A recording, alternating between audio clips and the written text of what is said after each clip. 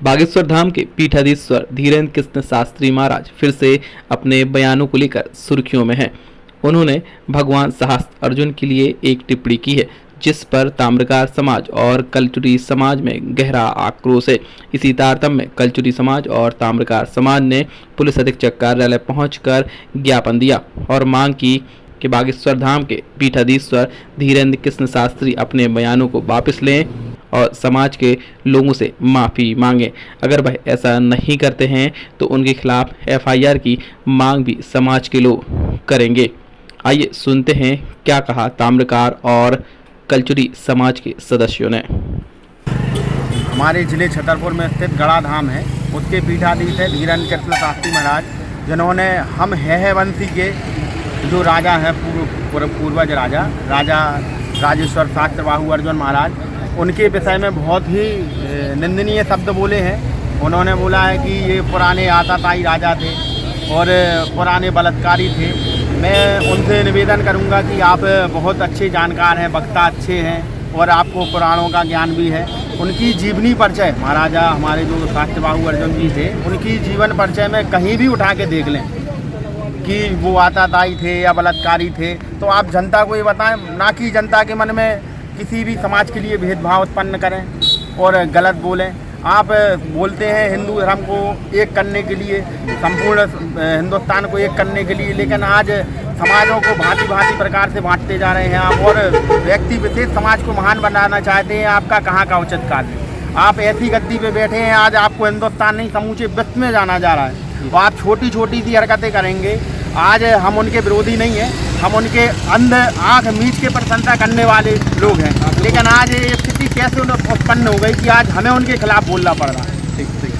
आज हमारे गड़ा के पीठाधीश्वर महाराज धीरेन्द्र कृष्ण शास्त्री के द्वारा जो हमारी आराध्य भगवान सहस्त्रबाहु के ऊपर जो जिनकी चरित्र पर उन्होंने टीका टिप्पणी की, दुराचारी, अत्याचारी, बलात्कारी बताया है, सोशल मीडिया पे 4-5 दिन से लगातार चल रहा है और ये छतरपुर व इसमें नहीं पूरे प्रदेश में और पूरे राष्ट्र में इस तरह का विरोध प्रदर्शन हो रहा है।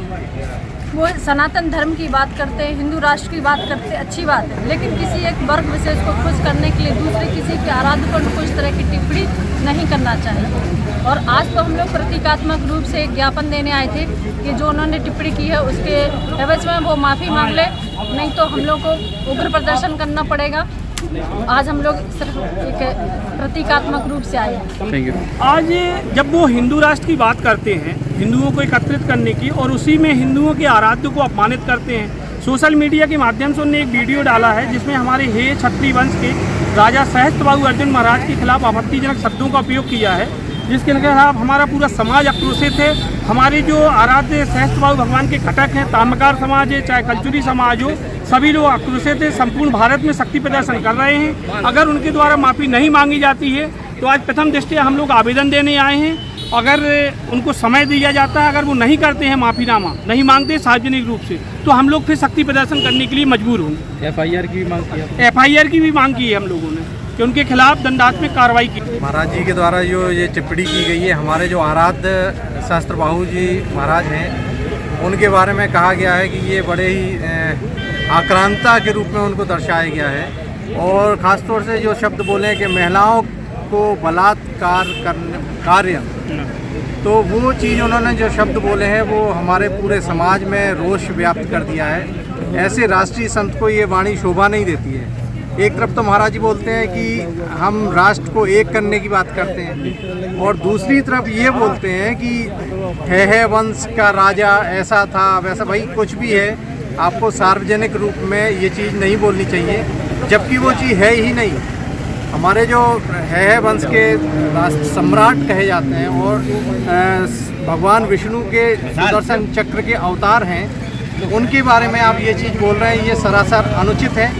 और हमारा समाज ताम्रकार हो, चाहे हमारे राय हो, शिवर्य हो, कोई भी हो, ये किसी के मानस पटल पर ये बात पच नहीं रही है कि ऐसे राष्ट्रीय संतों के आप ये बात बोलें। इसके लिए हम लोग यहाँ पर एसपी साहब को, डीआई साहब को ज्ञापन देने आए हैं कि इसके खिलाफ तुरंत कुछ न कुछ एक्शन लिए जाए, कार्रवाई की जाए। और ये जो रोष व्याप्त हो रहा है पूरे देश में उनके प्रति, देखिए चाहे वो हरियाणा में हो, चाहे यूपी बलिया में हो, चाहे अभी बालाघाट में एक 500 अपने मानहानि का दावा हो रहा है किए जा रहे हैं, केस किए जा रहे हैं, तो एक राष्ट्रीय संत के लिए उचित नहीं है।